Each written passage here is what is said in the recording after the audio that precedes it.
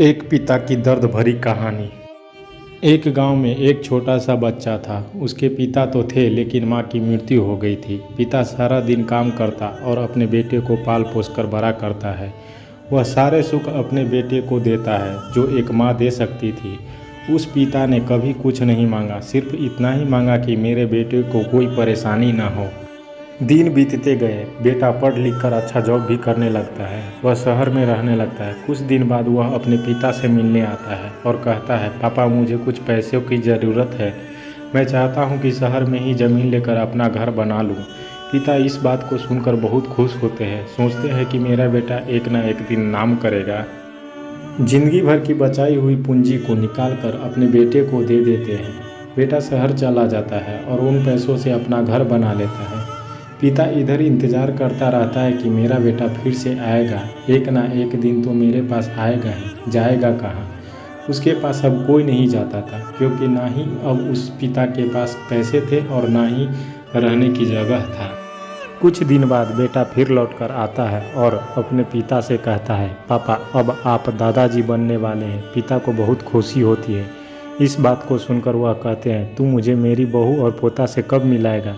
बेटा कहता है, बस पापा थोड़े दिन और। पापा मुझे कुछ पैसों की ज़रूरत है, क्योंकि आजकल थोड़ा जॉब में खींच हो रहा है, जिसके कारण से मुझे कुछ दिन के लिए सस्पेंड कर दिया गया है।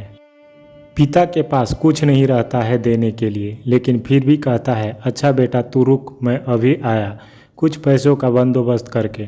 पिता बाद में महाजन से कुछ पैसे उधार लेकर अपने बेटे को दे देता है और बेटा पैसे लेकर शहर चला जाता है।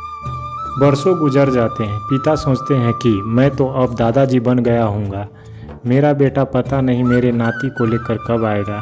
फिर सोचने लगते हैं, समय नहीं मिलता होगा इसलिए मेरा बेटा अभी तक आया नहीं, वरना आया जरूर होता। तब तक महाजन 2-3 आदमी को लेकर उस पिता के घर पर आता है और कहता है कि आपके वादे के मुताबिक मैं पूरे 3 महीने बाद आया हूँ अपने पैसे ले जाने। पिता कहते हैं, मेरे पास पैसे नहीं हैं देने के लिए। महाजन कहता है, जब पैसे देने के लिए नहीं थे तो आपने मुझसे उधार क्यों लिया। तभी पिता कहते हैं कि ठीक है रुको, मैं तुम्हारे लिए पैसों का बंदोबस्त करके आता हूँ। और वहाँ के नज़दीकी अस्पताल में चले जाते हैं। वहाँ जाकर अपना ब्लड डोनेट करते हैं और अपनी एक किडनी बेच देते हैं और उस महाजन का कर्ज छूटा कर देते हैं।